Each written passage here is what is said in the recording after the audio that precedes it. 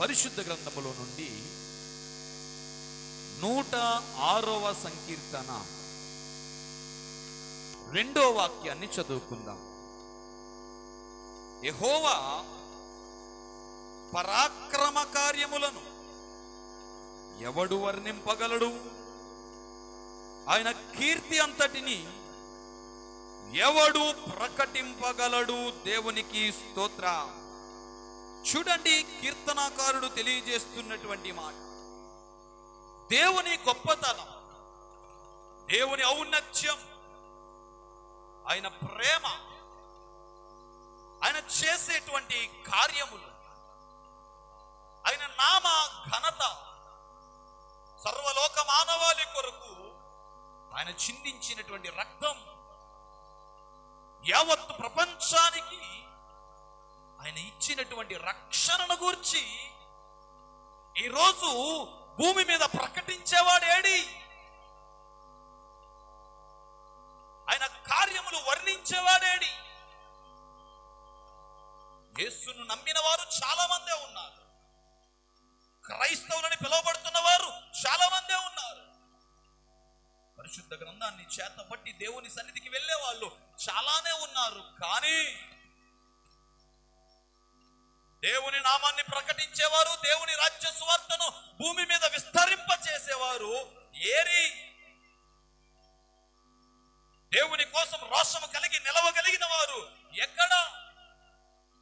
దేవుని సంగమా,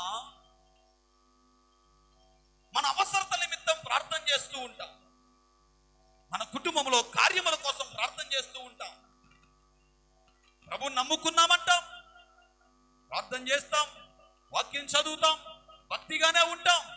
కానీ ఒక్క వ్యక్తికి కూడా సువార్తను ప్రకటించలేని వారముగా ఉండిపోతున్నాం. క్రైస్తవులమే, కానీ ఎవరికి సువార్త ప్రకటించింది లేదు. క్రైస్తవులమే, భారము కలిగి ఒక వ్యక్తి కోసం ప్రార్థించింది లేదు. ప్రతి దినము 10 మందితో కలిసి తిరిగితే ఒక్కరినైనా దేవుని సన్నిధికి తీసుకురాలేనటువంటి దయనీయమైన స్థితిలో నేటి క్రైస్తవుడు ఉండిపోతున్నాడు. ఇలాంటి పరిస్థితుల్లో దేవుని వాక్యము సూటిగా నిన్ను ప్రశ్నిస్తుంది. ఇప్పుడు దేవుని సంగమా, ఆయన పరాక్రమ కార్యములను వర్ణింపగలవాడెవడు? ఆయన గొప్పతనాన్ని వివరించగలిగిన వాడెవడు? ఆయన కీర్తిని ప్రచురించగలిగిన వాడెవడు? దేవుని కోసం రోషము కలిగి నిలబడగలిగిన వాడు ఎవడు? చూడండి, పరిశుద్ధ గ్రంథములో దానియేలు గ్రంథము 1వ అధ్యాయం 3వ వాక్యాన్ని చదువుకుందాం. రాజు అష్పెనజు అను తన నపుంసకుల అధిపతిని పిలిపించి అతనికి ఈలాగు ఆజ్ఞాపించాడు, ఇశ్రాయేలీల రాజవంశములలో ముఖ్యులై లోపము లేని సౌందర్యమును, సకల విద్యా ప్రవీణతయు, జ్ఞానమును కలిగి తత్వజ్ఞానము తెలిసిన వారై రాజు నగరనందు నిలువ తగిన కొందరు బాలులను రప్పించి కల్దీల విద్యను భాషను వారికి నేర్పుము. దేవునికి స్తోత్ర. ఈ సన్నివేశం, ఈ సంఘటన మనందరికీ సుపరిచితమే.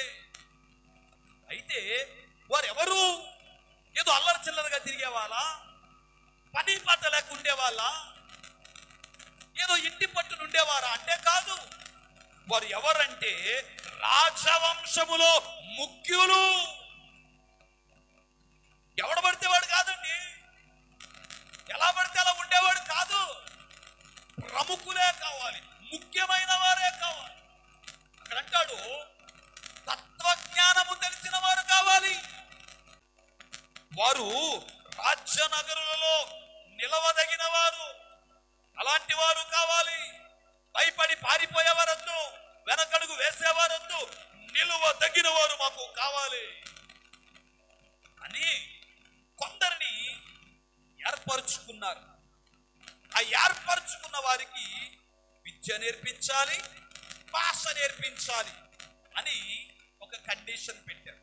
ఎన్ని రోజులంటే 3 సంవత్సరాలు. ఈ 3 సంవత్సరాలు కూడా రాజుగారు ఏం తింటారో అలాంటి ఆహారమే వీరికి కూడా పెట్టాలి.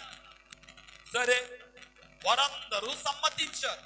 అయితే అందులో ఒక 4 ఉన్నారు. దేవునికి స్తోత్రం. వారు ఏమంటున్నారో తెలుసా?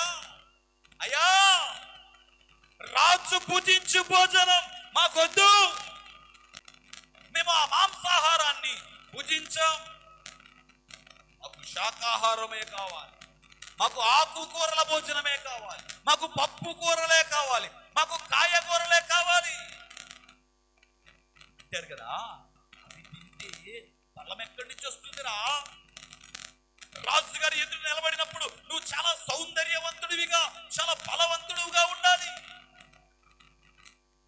వారంటారు, మీరు కావాలంటే 10 రోజులు పరీక్షించుకోండి, 10 రోజుల తర్వాత మేము ఎలాగున్నామో చూడండి, అప్పుడు గాని మేము క్షీణించిపోయి నీరసించిపోయినట్టుగా కనబడితే మీరు చెప్పినట్లుగానే రాజు భోజనమును మేము భుజిస్తాం, లేని పక్షాన మేము మాత్రం శాకాహారమే తింటాము. సరే, 10 రోజులే కదా, చూద్దాం, పక్క చిక్కిపోతే చచ్చినట్టు వారే తింటారులే అనుకున్నారో ఏమో. 10 రోజులు అవకాశం ఇచ్చారని. ఎవరు ఆ 4? చూడండి పరిశుద్ధ గ్రంథములో, అదే దానియేలు గ్రంథము 1వ అధ్యాయము 7వ వాక్యం. యూదులలో నుండి దానియేలు, హనన్యా, మిషాయేలు, అజర్యాను వారు వీరిలో ఉండిరి. నపుంసకుల అధిపతి దానియేలునకు బెల్తెషాజరనియు, హనన్యాకు శత్రకనియు, మిషాయేలునకు మేషకనియు, అజర్యాకు అబేద్నెగో అనియు పేర్లు పెట్టెను. దేవునికి స్తోత్ర. దేవుని కోసం ధైర్యంగా నిలబడినటువంటి వారు, రాజు భుజించు భోజనం మేము తినము అని ఖచ్చితంగా చెప్పగలిగిన వారు, పలానా చోట్లో మేము ఉండము అని నిర్మోహమాటంగా చెప్పగలిగిన వారు, మేము ఈ పని చేయము అని ధైర్యంగా చెప్పగలిగిన వారు, మేము దేవుని కోసమే పని చేస్తాము అని నిలబడినటువంటి వారు. దేవునికి స్తోత్ర. చూడండి, 10 రోజుల తర్వాత ఆ శాకాహార భోజనము తిన్న తర్వాత వారి రూపురేఖలు ఎలాగున్నాయో మనం పరిశీలన చేస్తే, అదే దానియేలు గ్రంథం 1వ అధ్యాయం 15వ వాక్యములో, 10 దినములైన పిమ్మట వారి ముఖములు రాజు భోజనము భుజించు బాలురందరి ముఖముల కంటే సౌందర్యముగాను కలగాను కనబడగా. దేవునికి స్తోత్ర. హల్లెలూయా. ఈ లోక సంబంధమైన ఆహారము మాకొద్దన్నారు, రాజు భుజించు భోజనము మాకొద్దన్నారు. ఆత్మ సంబంధమైన ఆహారానికి వారు ఆసక్తి చూపించారు. శాకాహార భోజనమునే వారు తినుటకు ఇష్టపడ్డారు. మిగిలిన వారి కంటే సౌందర్యంగా ఉన్నారంట. వారి ముఖముల కంటే వీరి ముఖములు కలగా ఉన్నాయంట. వాక్యము చేత నిన్ను నువ్వు అలంకరించుకోవడమే సౌందర్యం. ప్రార్థనలో నువ్వు ఎదగడమే సౌందర్యం. పాటలు పాడుటయే సౌందర్యం. ఆయన నామాన్ని ప్రకటించుటయే సౌందర్యం. ఈరోజు ఈ 4 యవనస్తులు మిగిలిన వారి కంటే సౌందర్యముగాను కలగాను ఉన్నారంట. అంటాను దేవుని సంగమా, ఈ 4 గురించి మనందరికీ బాగా తెలుసు కదండి. ఒకరిని సింహాల బోనులో పడేశారు, ఇంకొందరిని అగ్ని గుండంలో పడేశారు. విషయం ఏంటంటే, అగ్ని గుండంలో పడవేసి చిత్రహింసలు పెట్టినా, సింహాల బోనులో పడవేసి ఎంత భయపెట్టినా, మరణము కళ్ళ ముందుందండి. అయినా ఒక్కడు కూడా వెనకడుగు వెయ్యలేదు. దేవునికి స్తోత్రం. దేవుని నామాన్ని ప్రకటించేవాడు ఎవడైనా ఉన్నాడా? నేనున్నానని ముందుకొచ్చినటువంటి నిండు యవ్వనస్తులు. దేవునికి స్తోత్రం. మరణమైనా పర్వాలేదు, కానీ మేము దేవుని కోసమే నిలబడతాం. ఈరోజు ఇలాంటి రోషము కలిగిన క్రైస్తవులు ఉన్నారా అండి? ఈరోజు భక్తి ఎలాగైపోయిందో తెలుసా? కాంప్రమైజ్. ఏ చోటులో ఉంటే ఆ చోట్లో, ఏ స్థలంలో ఉంటే ఆ స్థలంలో, ఏ జనము మధ్య ఉంటే ఆ జనముతో కలిసిపోయి వెళ్ళిపోవడమే భక్తి అయిపోయిందండి ఈ రోజుల్లో. కానీ మీరలా లేరండి. దేవుని రాజ్యాన్ని వ్యాప్తి చెందించుటకు, దేవుని రాజ్యాన్ని ప్రకటించుటకు, భూమి అందంతటా ప్రచురించుటకు రోషము కలిగి నిలబడిపోయారు. దేవుని పని అంటే అడుగులు ముందుకు వేశారు. రాజా, ఈ అగ్నిగుండములో మమ్మును రక్షించుటకు మా దేవుడున్నాడు. దేవునికి స్తోత్రం. ఒకవేళ రక్షించలేదా అయినా పర్వాలేదు, చనిపోవడానికైనా సిద్ధమే, కానీ మా దేవుణ్ణి మాత్రమేమో విడిచిపెట్టము. దేవునికి స్తోత్రం. నేను అంటాను, దేవుని సంగమా, కీర్తనాకారుడు అడుగుతున్న ప్రశ్న ఏదైతే ఉందో దానికి సరైనటువంటి యవనస్తులు వీరే.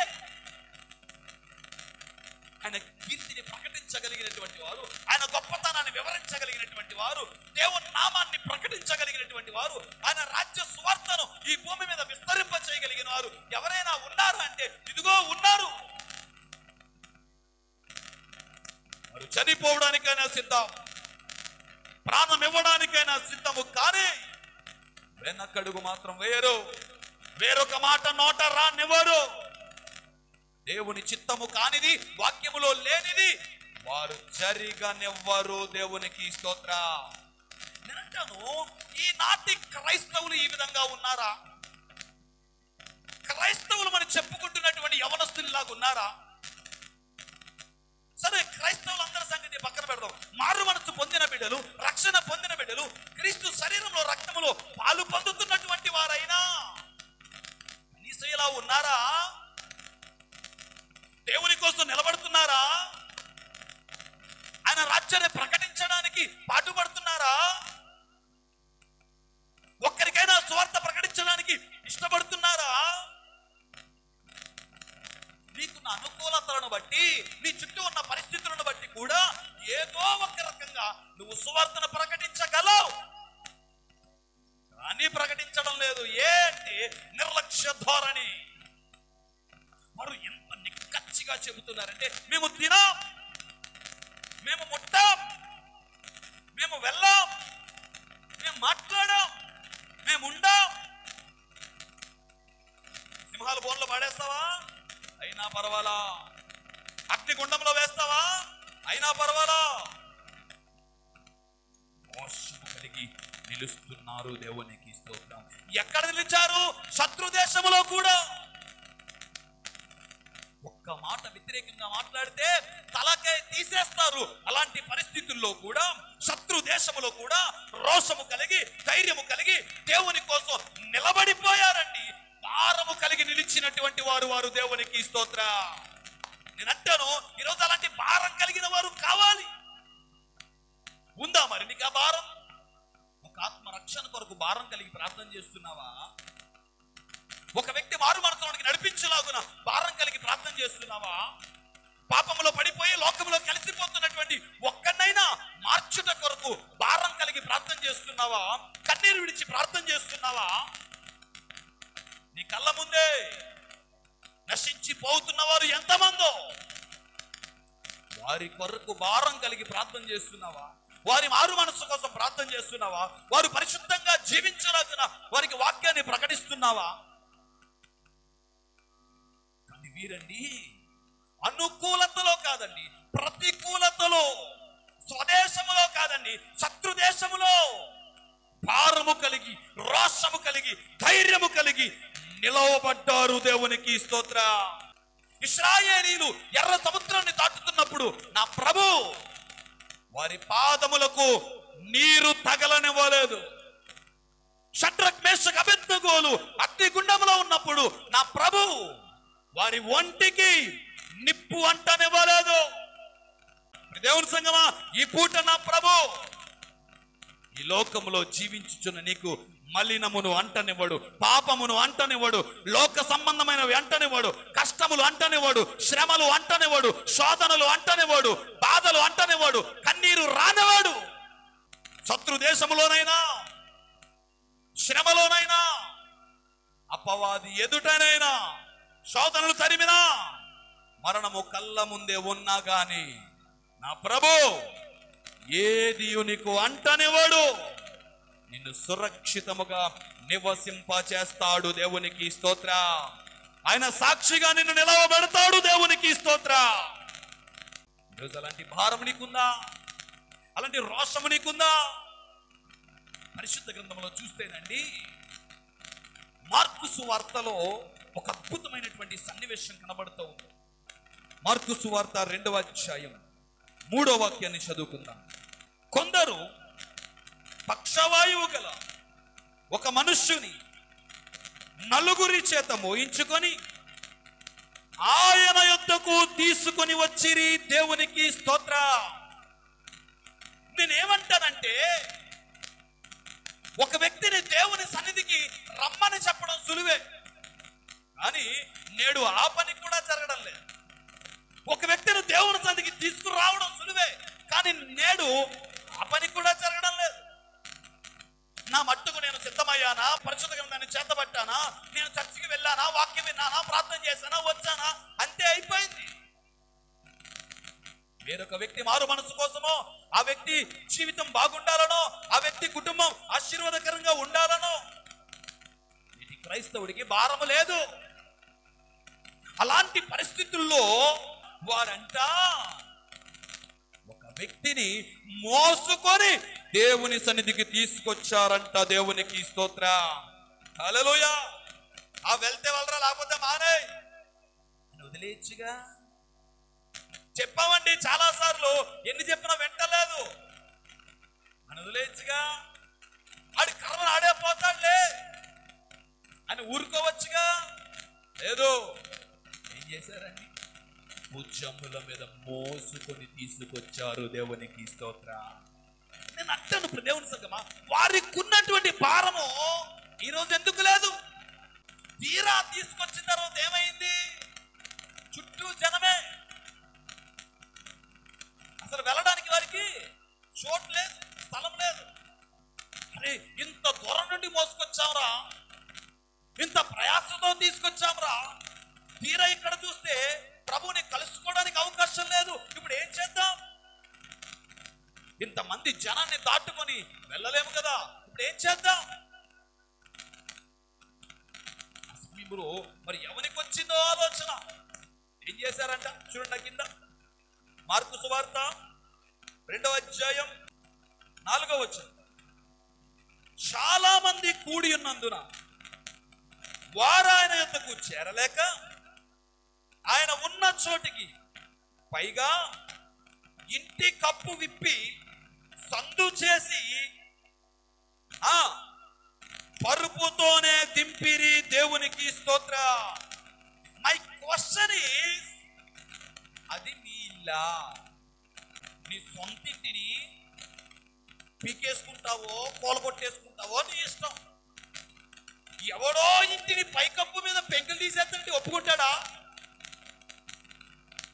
అలాంటి కార్యం ఒకటి జరిగించారంటే ఏముండాలి?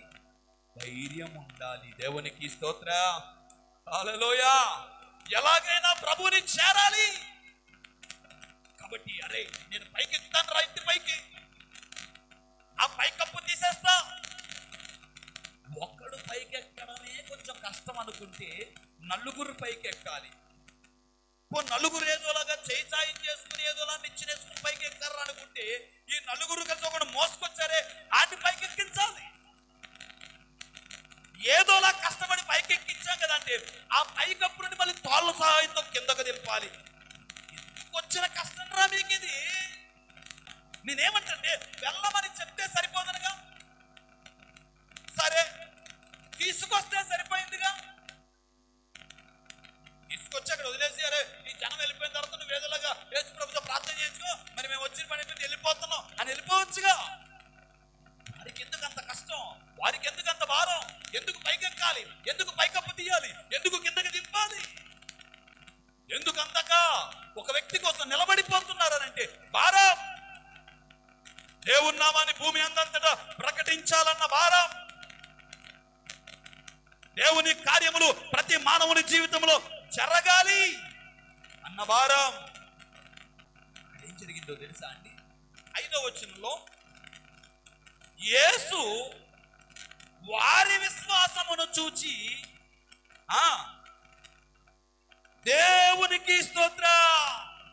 ఎంత అద్భుతమైన మాట అంటే, ఆ వ్యక్తిని బాగు చేయడానికి, ఆ వ్యక్తిని స్వస్థపరచడానికి, ఆ వ్యక్తిని లేపడానికి, ఆ వ్యక్తిని పరిశుద్ధంగా మలచడానికి తీసుకొచ్చిన వారి నలుగురి విశ్వాసాన్ని చూశాడండి. దేవునికి స్తోత్రం. వారి విశ్వాసమును బట్టి వీడిని స్వస్థపరుస్తాను, వాని విశ్వాసమును బట్టి వీడిని బాగు చేస్తాను, వాని విశ్వాసమును బట్టి వీడిని లేవనెత్తుతాను. తెలుసా, మీ పాపములు క్షమించబడ్డాయి. దేవునికి స్తోత్రం.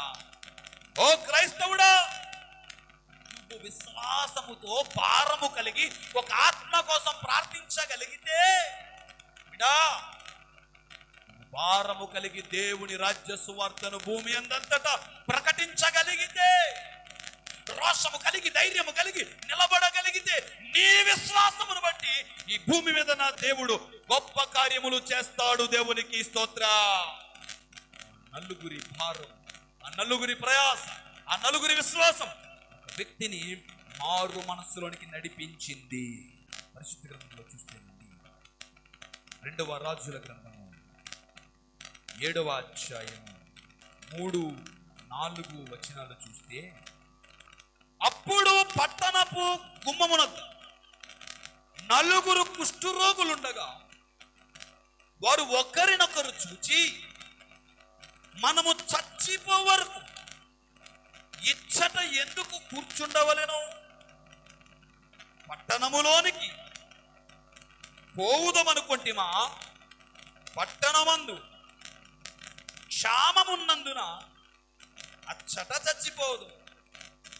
ఇచ్చట ఊరక కూర్చున్నాను, ఇచ్చటను చచ్చిపోవుదు. పదండి. విషయం ఏంటంటే, ఒక భయంకరమైనటువంటి కరువు వచ్చిందండి. ఎంత భయంకరం అంటే మనిషిని కూడా చంపుకుని తినేంత కరువు వచ్చింది. ఇలాంటి ఒక భయంకరమైన కరువులో నలుగురు కుష్ఠరోగులు ఎక్కడ ఉంచుతారు? ఊరి చివర ఉంచుతారు. మరి ఇంత భయంకరమైన కరువులో వారి కొవ్వు ఎక్కడది?